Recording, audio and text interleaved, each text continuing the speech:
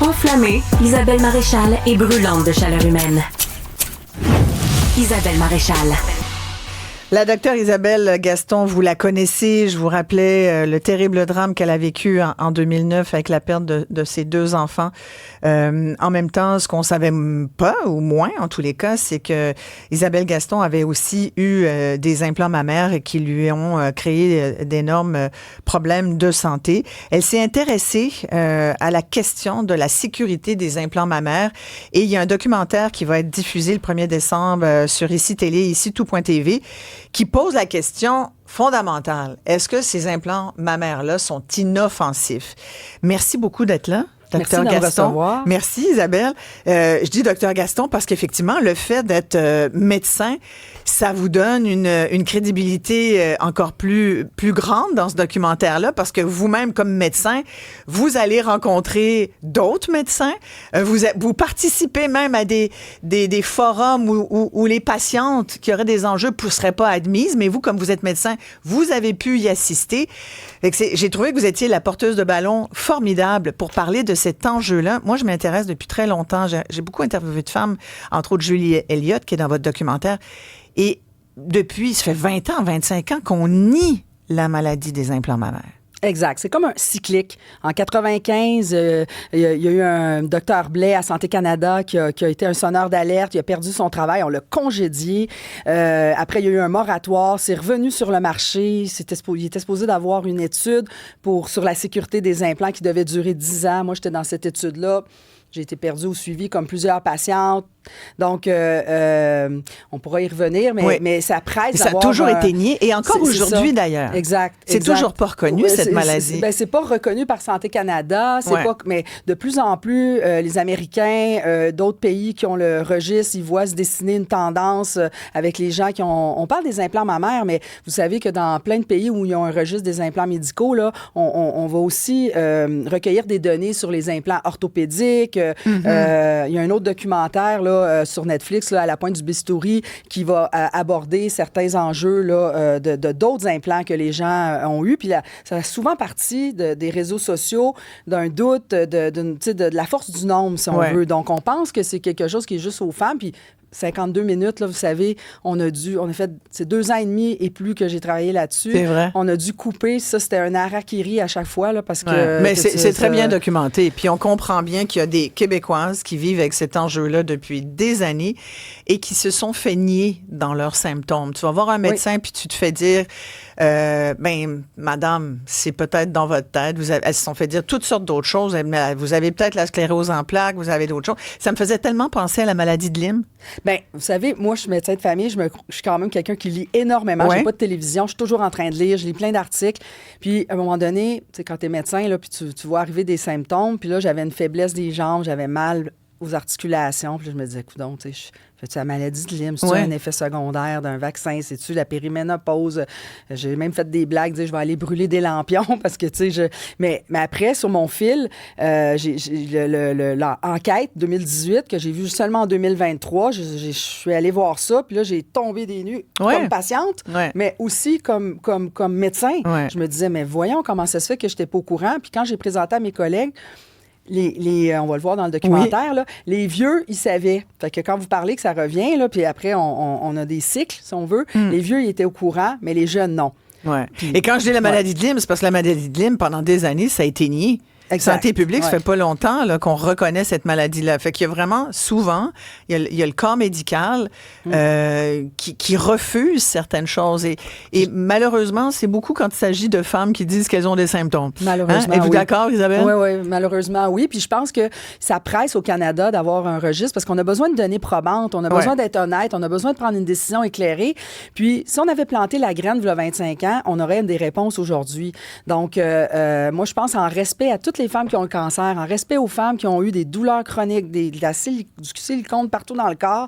Tu sais, moi, je veux pas partir en guerre contre les implants. Il y a des femmes qui ont des décisions déchirantes à prendre. On parle, mettons, les femmes qui ont le BRCA1, BRCA2, qui ont cancer du sein, haut risque. Je veux dire, si t'es jeune, t'as eu un cancer, mais peut-être que si on t'éduquait... Et donc, tu veux te refaire... oui, tu sais... Tu te fais faire une... on se ramène... une mastectomie totale, puis là, donc... tu aimerais avoir quand même une poitrine. Il y a tout le côté psychologique de prendre le contrôle sur sa vie, de vaincre sur la maladie, de retrouver un peu son état d'antérieur. Mais par contre, si on t'expose ou si les données probantes viendraient à te dire, tu sais quoi, oui, peut-être tu vas avoir une belle poitrine, peut-être que ça va être très beau esthétiquement, mais peut-être que tu vas avoir de la misère à marcher, peut-être que tu vas avoir des douleurs chroniques, peut-être que tu vas avoir des sécheresses, des problèmes intestinaux, un brouillard mental, etc. Bien, peut-être que la femme, elle va peut-être prendre la même décision, mais à ce moment-là, c'est son corps. C'est elle qui décidera ce qu'elle met dans son corps. Ouais. Et non pas de banaliser, là. Vous savez, je veux juste dire ça, je parle beaucoup, mais Santé Canada, ils commencent par un biais intellectuel. Si vous allez sur Santé Canada, ils vont parler du lymphome, puis ils vont tout de suite mettre des chiffres. Ils vont dire une femme sur 100 à une femme sur 1000, c'est peu commun. Une femme sur 1000 à une femme sur 10 000, c'est rare, puis moins de 10 000, c'est très rare. Je veux dire, avec toute la largesse de la langue française, peu commun, rare et très rare. Une femme sur 1306, est-ce que vous trouvez que c'est rare qu'il va avoir le cancer avec les implants que moi j'avais, c'est-à-dire BioCell macrotexturé? Donc, moi, j'encourage toutes les femmes, allez vous inscrire sur le site de Santé Canada, connaissez ce qu'on a mis dans votre corps.